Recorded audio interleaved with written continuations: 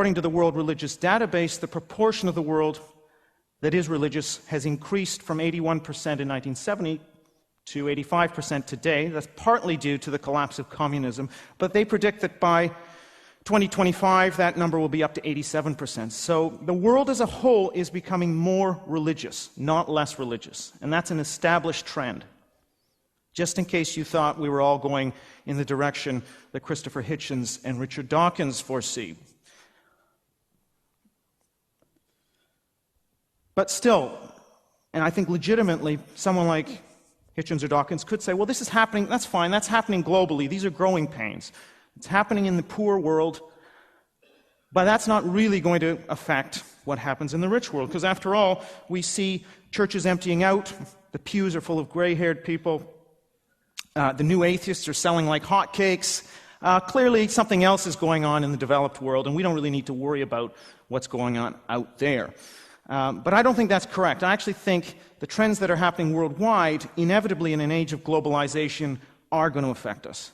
And so, for example, if you walk the streets of London, New York, Los Angeles, any major Western city, you look at Sydney. I took the train up to the Blue Mountains. It was lovely.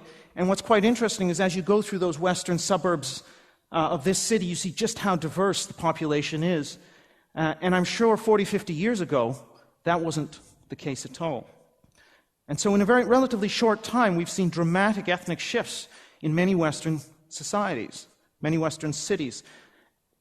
And many people are fine with that. They profess to be, okay with the idea that white populations are slowly, perhaps, being replaced by non-white ones. Ethnically, that's not an issue.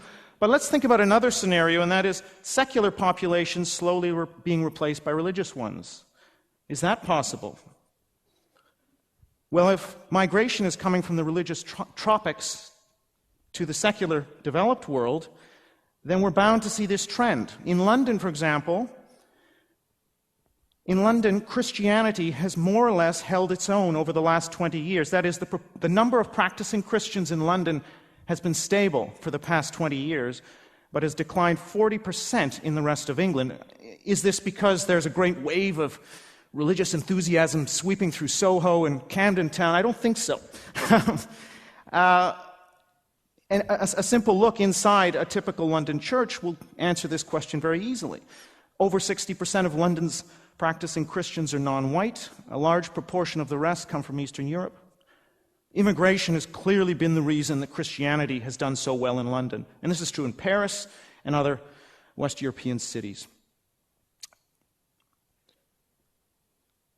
And now if we add to this the fact that there are more people attending mosque in Britain each week than Church of England services now,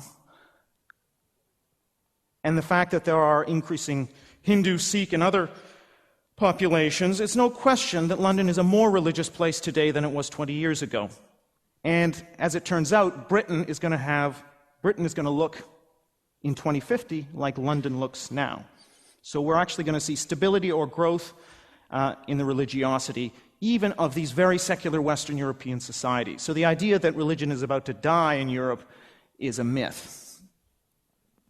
Now, still, and I think many people would rightly object, well, that's true. Yes, migration, demography can lead to religious growth, but really once the kids discover British culture, they're going to assimilate, and as they assimilate, they'll intermarry and they'll lose their religiosity, and they will converge to the secular norms of the society, the host society.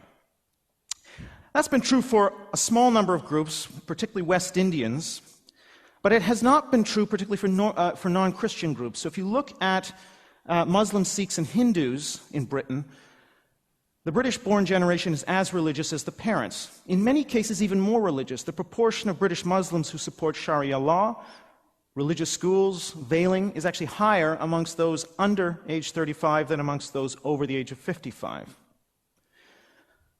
And this actually agrees with some work in sociology of religion known as cultural defense theory that argues that when religion finds a secular role in society, such as a prop of identity, so if you're a Bangladeshi in Britain, your religiosity is a prop of your identity. It's cool to be Muslim in those communities. And so the fact, therefore, that religion serves as a boundary marker of ethnic identity gives it work to do in a secular society and insulates it from secularism.